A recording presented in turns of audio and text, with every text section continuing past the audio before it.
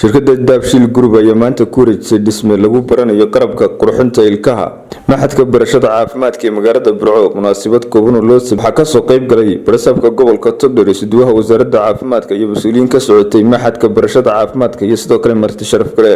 waxaana ugu horeyntii halkaasi faahfaahin ka bixiyay deeqdan kala duwan ee soo gaarsiiyay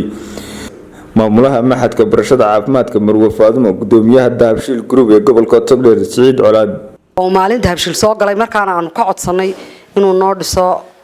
meel iskuul ku leeyahay laba galaas oo iskuul ku leeyahay ilaahay mahadiya ka gaadho markiiba uu naga aqbalay waxaanu noo dhisay laba galaas oo qalabaysan kuraasidoodii xafiiskii kombiyuutarradii wixiiba uu noo rakibay halka ayuu ka bilaabmay maxadkan weynaaday ee imka heer jaamacadeed sii maraya caafimaadku waxaan ku xigsiinay markaan galaasyadii helay ay muddo dhiganayeen qalin jabinayeen waxaan cisbitaalka ku lahayn qolka xirfad barashada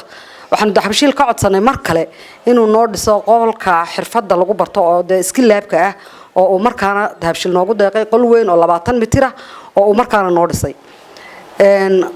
qaybo kale oo badan library-ga ayuu noo dhisay xafiisyada ayuu noo dhisay qaybtanina waa qaybtii saddexaad oo ahayd ilkaha oo aanu bilownay oo galaaska imka ku jiro ay marayaan semesterkii shanaad lixaad ku sii dhow yihiin markii aanu bilaabayno waxa la meel looma haysan waxa ka bilaabaysan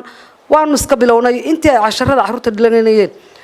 Daabshiil wuxuu caan ku yahay ilaahay khayr iyo xasanaad fara badan ka siiyo waa qof deeqsiya meesha uu wax galiyay ee ummadda loogu shaqaynayna mar walba kormeera uu soo maray markuu soo maraba annaguna waxaan baanaana intana dhimanay inta noo dhis una noo dhisa wuu noo yimi isagoo iska soo booqday waxaanu ka codsanay inuu ardaydii ilkaha aanu hayno oo uu noo dhiso isla markiiba muddo 2 bilood gudahooda labadii qol iyo qalabkoodiiba uu noo dhisay shirkadii keentay qalabkan dentalka marka complete kiis uu dhameystiran yahay aan iskuulka aad baan ugu mahadcelinaynaa waayo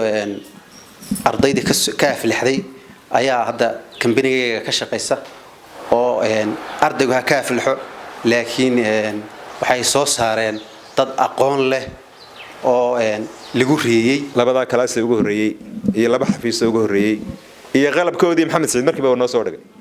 يعني وتاريخ هذا عجيبة ماشي نمكن أنت لكات سكول نرس بيقارن لكن ما قاعد ما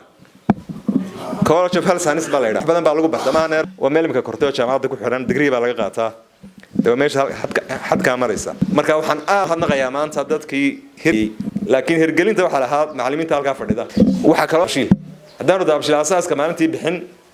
كي ما أنت أسير لو كان عم بحن لو كبنيه يقول ريي كمبنيجي سلك أو دقي هي معلمينتي يو أساس كي يوحي يوم ملو ده تاج ما أنت هالك وحنا كو وريتشرنا أون واسمها هي قلب كيس برنا ملا أوصل صعدة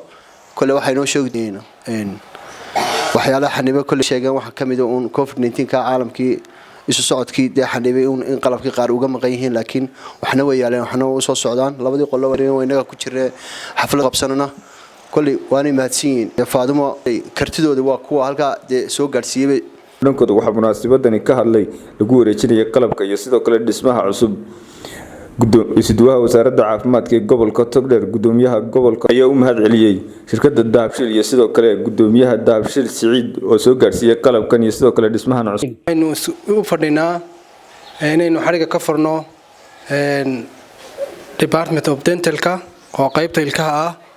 oo maanta la furayo oo qayb weyn uu ka geystay sida loo soo sheegay Maxamed Saciid Ducaale ilaahay khayran siiyo ilaahay barakeeyo